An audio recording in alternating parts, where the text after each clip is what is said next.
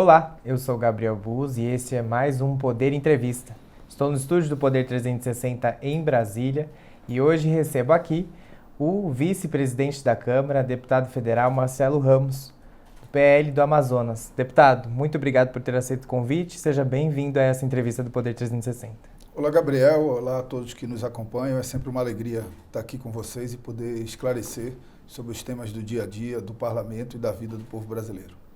Deputado, eu gostaria de começar falando sobre o que são as pautas prioritárias para o senhor nessa volta do recesso, nesse segundo semestre de 2021. Olha, eu não tenho dúvida de que as pautas prioritárias para o parlamento devem ser as pautas prioritárias para o povo brasileiro. E nesse momento da vida do país, com 555 mil mortos, portanto 555 mil famílias enlutadas, de quase 15 milhões de brasileiros e brasileiras desempregados, de 19 milhões de brasileiros com fome, de 800 mil empresas fechadas por conta da pandemia, não dá para ter dúvida de que o que é prioridade é o que tem a relação com vacina, com emprego e com comida.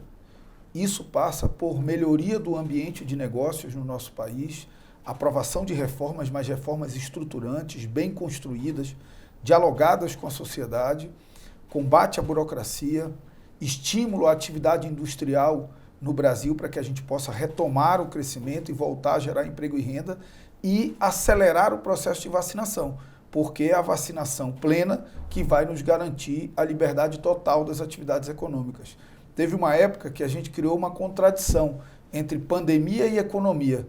Uns achavam que tinham que abrir a economia, outros achavam que tinham que fechar para preservar a saúde das pessoas. Com o surgimento da vacina, ficou claro de que não tinha um remédio para a pandemia e outro para a economia. O remédio é o mesmo. O remédio é vacina.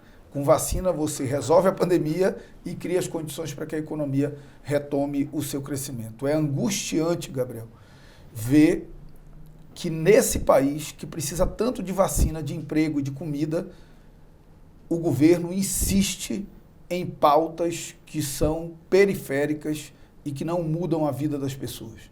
É angustiante no momento em que a gente devia estar discutindo reformas, discutindo economia, discutindo vacina, a gente está discutindo voto impresso, ameaça de golpe e outras bobagens que tentam impor como pauta prioritária do país. Deputado, você mencionou as reformas e ontem o presidente da Câmara, o deputado Arthur Lira, falou na expectativa de votar em plenário a reforma administrativa até o final deste mês. Você acha que isso é viável acontecer? Olha, eu julgo que o maior boicotador da reforma administrativa é o presidente da República. O presidente da República que vestiram nele uma capa de liberal para disputar as últimas eleições, mas que tem uma tradição de 28 anos de vida pública antes de ser presidente, comprometido com as pautas corporativas mais atrasadas do país. Ele já agiu na reforma da Previdência que eu presidi para desidratar, defendendo interesses corporativos. Ele agiu na PEC emergencial para desidratar, defendendo interesses corporativos. E não tenho dúvida de que não só ele não faz esforço nenhum pela reforma administrativa, como ele também age pelos seus líderes na casa para boicotar essa reforma que é tão importante para o país. Agora, registro, a reforma administrativa que eu penso, ela se afasta de dois preconceitos. O primeiro é o preconceito da criminalização do servidor público, como se todo servidor público não prestasse, o que está contaminado o Ministério da Economia. E o segundo é a ideia de que o servidor público é intocável. Não, nós precisamos ter mecanismos de avaliação de desempenho, critérios de demissão por reiterado desempenho abaixo do determinado, metas e métricas de avaliação desse desempenho muito claras, que combinem o desempenho pessoal com o oferecimento das condições de trabalho para o exercício da atividade. Agora, avançar sobre a estabilidade do servidor público, na minha opinião, é um equívoco. É um equívoco não só pelo apadrinhamento, mas é um equívoco porque você vai tirar a liberdade decisória do servidor. Muitos servidores precisam de liberdade decisória para tomar decisões fundadas na lei e não do interesse do governante na hora. Então, eu, sinceramente, torço para que a gente consiga chegar a um texto equilibrado, que possa ser votado nesse primeiro semestre, mas acho que com pouco empenho do governo é difícil que seja aprovado. A reforma tributária também enfrenta resistências de muitos setores, inclusive ontem houve também os estados se posicionando contra o texto atual. Há possibilidade da reforma tributária não ser votada nesse semestre? Olha, primeiro tem que ter muita boa vontade para chamar de reforma tributária o que está tramitando na Câmara. O que está tramitando na Câmara são 2 projetos de lei. O 3887, que unifica o PIS e o COFINS e transforma em CBS, em Contribuição sobre Bens e Serviços, e o 2337, que reformula as regras do imposto de renda. Chamar isso de reforma tributária é uma forçação de barra. Por quê? Porque sempre que nós tratamos de reforma tributária, a gente parte da premissa de que nós precisamos tornar o sistema mais simples e menos regressivo. Ou seja, hoje no Brasil, os pobres comprometem mais da sua renda com o pagamento de tributo do que os ricos. O caminho para transformar o sistema em mais simples e menos regressivo passa necessariamente pela reestruturação da tributação sobre o consumo, em especial do ICMS, que é onde se concentra a maior parte do contencioso tributário do Brasil. E o governo passa longe disso.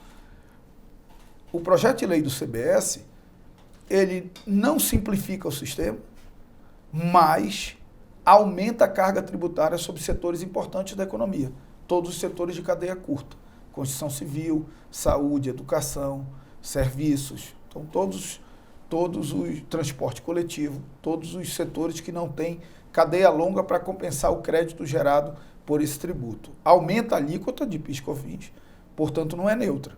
E sim, o governo sempre tem falado em neutralidade. E a proposta do imposto de renda é um improviso absurdo. E ela não tem impacto na vida do povo brasileiro por um motivo simples. 85% dos adultos brasileiros já não pagam imposto de renda. Isso é um dado alarmante, porque significa que 85% do povo brasileiro, dos adultos brasileiros, não ganham mais do que R$ 1.900. Então nós estamos fazendo uma reforma para 15% da população. Quando você tem 85% sobretaxado com o imposto embutido no preço do arroz, do feijão, do macarrão, do gás de cozinha, do combustível, da energia elétrica, da telefonia.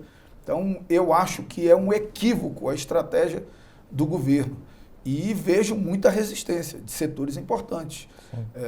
O projeto do imposto de renda mesmo, o que ele faz? Ele faz algo que o Brasil já faz há algum tempo. O Brasil ele reduziu o IPI e criou o PIS/COFINS. Depois ele reduziu o imposto de renda de pessoa jurídica e criou a CSLL, que é a Contribuição sobre Lucro Líquido. Por que faz isso? As pessoas perguntam, mas por quê? Pelo seguinte, imposto a União tem que dividir com os entes federativos subnacionais e contribuição a União fica com tudo. Então, por que os estados e municípios estão chiando em relação ao projeto do imposto de renda? Porque o relator está desonerando o imposto de renda que a União divide com estados e municípios e compensando essa desoneração com contribuições que a União fica com tudo. Então, na verdade, a União está fazendo caridade com chapéu alheio, com dinheiro que não é dela. E isso é errado do ponto de vista federativo. Sim. Deputado, a gente tem uma outra bomba que é a questão dos precatórios. A União vai ter que pagar 89 bilhões em 2022 e enviou uma PEC dos precatórios na segunda-feira, que o senhor até considerou como compactuar com uma pedalada, né? Como que o senhor avalia uma solução para esse problema de 89 bilhões que a União vai ter que desembolsar com os precatórios? Primeiro, é importante registrar a incompetência do ministro Paulo Guedes de ser pego de surpresa com precatórios, o que demonstra que não há nenhum planejamento dentro do Ministério da Economia para controlar a tramitação desses processos, para utilizar uma lei de minha autoria, 14.057 de 2020, que permite o acordo em precatórios. Então, eles poderiam ter, antes do trânsito em julgado, ter buscado os credores e feito acordos com desconto de até 40% e com parcelamento em até 8 vezes. Eles já têm instrumento legal para isso, está na lei. Só que eles querem fazer um parcelamento compulsório. O parcelamento compulsório podem dar o nome que quiser, mas o nome disso é pedalada e calote. Por que é pedalada? O que o governo quer fazer? ele quer rolar uma dívida que ele era obrigado a pagar esse ano para os anos seguintes, para abrir espaço fiscal e gastar com esse espaço fiscal. Então, na verdade, ele está furando o teto de gastos, disfarçadamente furando o teto de gastos, rolando dívida para frente. Então, primeiro isso. E isso é crime de responsabilidade. Isso já gerou o impeachment de uma presidente. Então, o que o governo está propondo, e é um absurdo que setores da Câmara embarquem nisso, é que a gente constitucionalize algo que até ontem era crime de responsabilidade passível de gerar o impeachment de um presidente da República. Primeiro isso. Segundo, é um calote, porque a União tem uma dívida que ela rola há anos e que agora chegou a hora de pagar. Só vou citar um exemplo para você entender uma parte dessa dívida. Uma parte dessa dívida, acho que 16 bilhões dela, são precatórios do Fundef, do Fundo de Desenvolvimento do Ensino Fundamental, que nem existe mais. Lá atrás a União pagou indevidamente estados e municípios, eles ajuizaram, o Supremo transitou em julgado e agora alguns estados ganharam e dentro desses 89 está contido 16 bi de precatório de Fundef. Nesses precatórios do Fundef, também por uma lei minha, 60% do valor obrigatoriamente tem que ser utilizado para pagar professor. Então o que o governo está propondo é dar calote nos professores brasileiros. Lá no estado do Amazonas, que é o meu estado, são 219 milhões de reais de precatório do Fundef. 60% disso dá 131 milhões. Então são 131 milhões que seriam distribuídos na forma de abono entre os professores e que o governo simplesmente quer aprovar uma PEC para dar calote e não pagar. O governo tem que pagar, tem que fazer seu planejamento, reduzir custos em outras ações, mas tem que pagar os precatórios. Certo. Além do aspecto da insegurança jurídica. Quem é que confia num país em que se dá calote nas suas dívidas depois de transitado em julgado no Poder Judiciário? Deputado, recentemente o senhor teve um embate com o presidente da República com relação ao fundão eleitoral. O senhor presidia a sessão da LDO que aprovou e que tinha incluído no texto os 5,7 bilhões do fundão. Esse assunto tomou uma proporção muito grande, virou repercussão nacional, todo mundo comentando. Eu gostaria de saber a avaliação do senhor sobre o fundão de 5 bilhões e 700 milhões, onde cresceu exponencialmente, se a gente comparar com 2020, quando o fundão foi de 2 bilhões. Acho que 1,7, né? Isso, 1,8 bilhões. 1,8 bilhão. O que acontece? O Brasil tem um problema mal resolvido sobre financiamento eleitoral. Nós sempre adotamos um modelo de financiamento privado. O modelo do financiamento privado se demonstrou muito mais caro para os cofres públicos do que o financiamento público, porque quem financiava as campanhas depois recebia valores absurdos em licitações dirigidas. Sim. E diante da crise do mensalão, nós, sem diálogo com a sociedade, mudamos o modelo radicalmente. Acabamos com o financiamento privado e migramos para o financiamento público. Se você perguntar de um cidadão se ele acha muito 5,7 bilhões de fundo eleitoral, ele vai dizer que acha um absurdo. Mas se você perguntar dele também se ele quer que R$10 dos impostos pagos por ele seja utilizado para pagar santinho de um candidato, ele também vai achar um absurdo. O problema não é o valor. O problema é que há pouca compreensão de uma opção que nós fizemos de financiamento público de campanha. Acho que o valor foi um valor insensível para o momento da vida do país, um momento de muita dificuldade, todo mundo passando por muito sacrifício. Você mais que dobrar, quase triplicar o valor do fundo eleitoral é uma insensibilidade. E o meu papel naquela sessão foi simplesmente colocar para votar. Toda a articulação foi feita pelas lideranças da base do governo. E os votos que garantiram a aprovação não foram meus, porque eu nem voto, porque estava no exercício da presidência. Sim. Foram votos dos deputados e senadores da base do governo. Agora, nós vamos ter, como fala lá na época, a prova dos 9, né? Porque agora o presidente vai ter que sancionar ou vetar. Eu quero lembrar que no orçamento passado, ele falou mal do fundo eleitoral, criticou, atacou, disse que ia vetar e no final sancionou com uma desculpa esfarrapada de que se não sancionasse, cometeria crime de responsabilidade. Até agora ele não vetou. Eu estou em dúvida se realmente ele vai vetar. O senhor até pediu para que ele vetasse tudo e também disse não acreditar que ele vetaria. O senhor acha que ele está mais propenso hoje a não vetar? Eu acho que ele está propenso a não vetar. Eu acho que ele está sendo pressionado pelas lideranças da base, dos partidos da base, para não vetar. O que vai desmoralizá-lo, né? Porque, no fundo, vai mostrar que ele sempre quis o aumento do fundo eleitoral, até porque ele já não é, na próxima eleição, o candidato outsider que ele foi no passado. Ele é um candidato que vai precisar de tempo de televisão, de fundo eleitoral, de recursos para fazer campanha, porque ele é o presidente que vai precisar prestar contas do que fez nesses 4 anos, vai precisar se defender de ataques, ou seja, ele não vai ter uma campanha como ele teve na passada.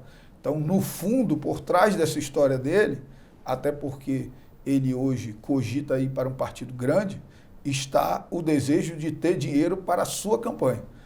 Por isso eu acho que ele não vai vetar. O senhor hoje é uma pessoa declaradamente em oposição ao presidente Jair Bolsonaro e eu queria perguntar na sua avaliação qual seria a importância de hoje se analisar um dos mais de 100 pedidos de processo de impeachment que tem contra o presidente na Câmara dos Deputados. Primeiro, eu acho que a gente tem que mudar a lei do impeachment. Ainda que a decisão de acatar ou não e de ler em plenário, instalar ou não a comissão, seja unipessoal do presidente da Câmara dos Deputados, ele precisa ter prazo para decidir sobre isso. Para decidir se abre ou se não abre. Porque hoje, não existe os fundamentos do impeachment, então nega. Existe, então lê. Então, o problema é que nem nega, nem lê. Então, acho que a gente precisa resolver isso. Não é um problema do presidente Arthur Lira, é um problema da legislação que nós precisamos resolver. Eu acho que o presidente está ultrapassando alguns limites. Por exemplo, na lei do impeachment, um dos crimes de responsabilidade é ameaçar a ordem democrática. Dizer que não vai ter eleição e que não vai dar posse ao presidente eleito se a eleição não for como ele quer, isso é ameaça à ordem democrática. E é importante entender o tipo penal, porque o tipo penal não é agredir a ordem democrática. Ameaçar a ordem democrática já é crime de responsabilidade. E quando o presidente fala em não ter eleição, ele está falando em fechar o Congresso a partir de 1º de fevereiro de 2023, que é quando acabam os nossos mandatos. Se não tiver eleição, não tem Câmara. E não tem 1/3 do Senado. E quando ele fala em não dar posse ao presidente eleito se a eleição não for como ele quer, ele fala em desrespeitar a decisão da maioria do povo brasileiro. E isso me parece tangenciar o crime de responsabilidade e deveria ser objeto de uma investigação da Câmara dos Deputados. Então, se o senhor hoje ocupasse a presidência da Câmara, o senhor pautaria? Pelo menos uma análise. Olha lá, vamos separar as coisas, né? A minha dúvida é se no exercício provisório da presidência cabe uma decisão tão relevante que é do presidente. Sim. Então, e eu só serei presidente provisório se o presidente Arthur Lira viajar para o exterior ou assumir a presidência da República. Essa situação não está dada. Se ela acontecer, eu vou analisar do ponto de vista jurídico e político. Se cabe juridicamente o presidente provisório fazer o aceite e a leitura do pedido de impeachment e do ponto de vista político, se o ambiente político permite isso. Porque o processo de impeachment, ele não é só jurídico, ele é jurídico também. E político. Tanto que é o único crime que não é julgado pelo Poder Judiciário, é julgado pelo Poder Legislativo. Se ele fosse só jurídico, a competência para processar e julgar não seria da Câmara dos Deputados e do Senado da República. Sim. Deputado, o senhor e o deputado Arthur Lira têm uma visão diferente em relação ao governo, uma visão bastante distinta em relação ao governo neste momento. Como está a relação dos senhores e se essa visão distinta do governo afeta a relação de alguma forma? Na verdade, eu sempre digo, eu não posso reclamar do presidente Arthur Lira e ele não pode reclamar de mim, porque eu não mudei depois da eleição e ele não mudou depois da eleição. Quando nós fizemos a composição, já foi a composição de um deputado alinhado com o governo, completamente alinhado com o governo, como ele é, com um deputado que já tinha uma postura independente antes. Eu não virei um deputado independente porque briguei com o presidente Bolsonaro. Não, eu sempre estabeleci limites em relação a essa ofensiva do presidente Bolsonaro contra as instituições democráticas e contra o parlamento e contra o STF. Então, eu não mudei nada, ele não pode reclamar de mim. E ele não mudou também, eu não posso reclamar dele. Então, a gente dialoga de forma fraterna, temos diferenças numa matéria ou na outra, é absolutamente natural, mas isso não gerou nenhum arranhão na nossa relação. Pelo contrário, eu respeito a liderança do presidente Arthur Lira, ele é o presidente da casa, ele que foi escolhido pelos deputados para representar a casa e não eu. Ele tem responsabilidades maiores do que as minhas, então eu não posso exigir dele a atitude de independência que eu tenho, porque ele representa a instituição, a Câmara dos Deputados, e eu respeito bastante isso, e ele até aqui também tem respeitado a minha postura independente. Eu também, é importante dizer isso, eu não vou ser contra por ser contra. Eu não vou trair as minhas convicções porque estou brigado com o presidente ou porque o presidente cometeu uma deslealdade comigo. Eu acho que tem um país no meio disso. Todos os meus votos, todos os meus atos, eles são menos movidos por simpatias ou antipatias e mais movidos por como eles impactam na vida do cidadão lá fora. A política só tem sentido se for feita assim. Eu lembro de uma frase que eu usei na reforma da Previdência, que ela vale para a minha vida inteira no parlamento. Perguntaram se eu tinha simpatia pelo presidente. Eu falei, olha, eu sempre disse que não tenho simpatia pelo presidente Bolsonaro, mas a minha antipatia não é maior do que o meu compromisso com o país. E eu coloquei o meu compromisso com o país acima de qualquer antipatia e entreguei a única reforma estruturante que esse governo aprovou até agora. Então, eu não me apaixono por pessoas, eu me apaixono por convicções, por ideias e por coisas que melhorem a vida do povo que eu represento. Deputado, o senhor mencionou em alguns momentos aqui os ataques do presidente ao sistema eleitoral, e é sobre isso que eu queria tratar agora. O senhor vê uma ameaça real à realização das eleições, com o presidente Bolsonaro fazendo bastante críticas às urnas eletrônicas e condicionando a realização das eleições com o voto impresso?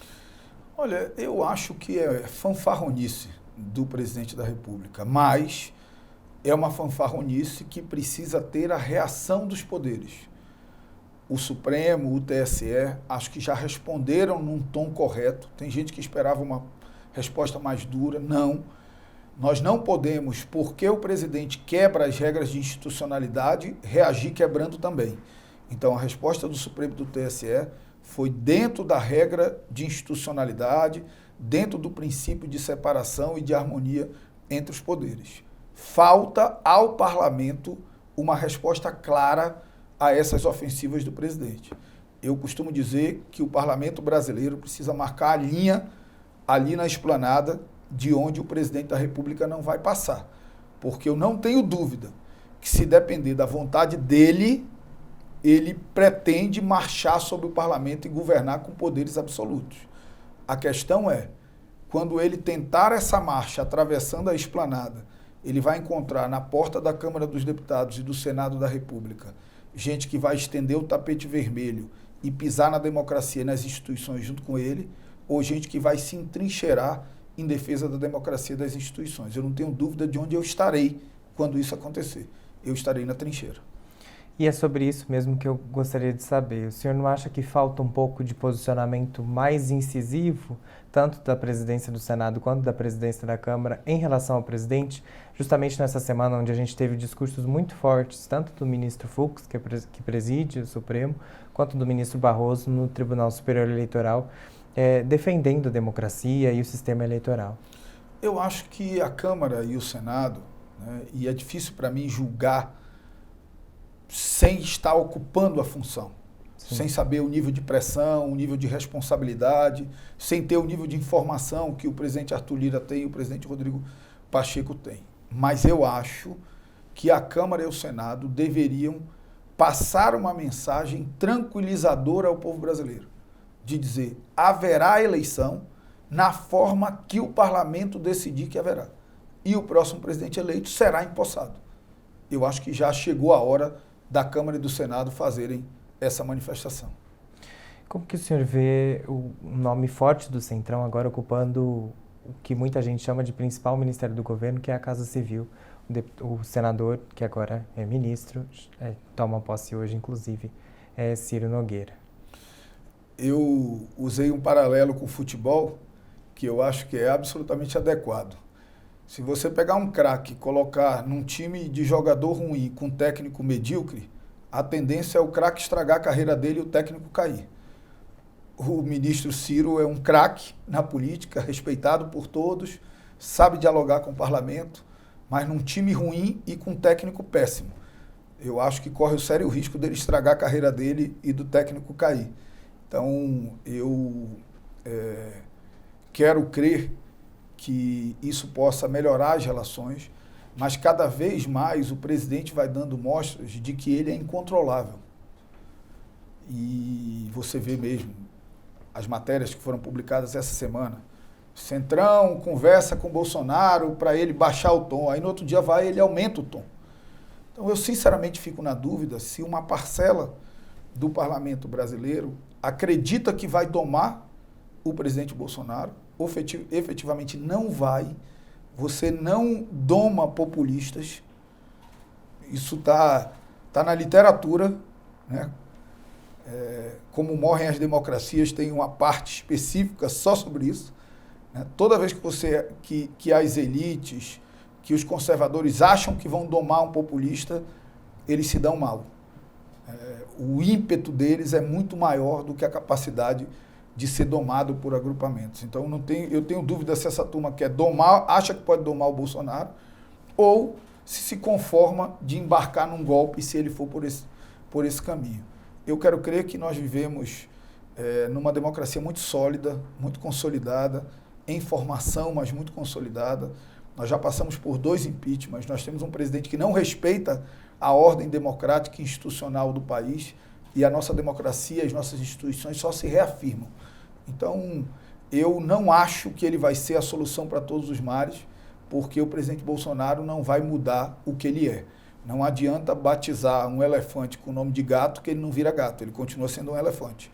O presidente Bolsonaro é um autoritário populista e nunca vai ser um liberal democrata.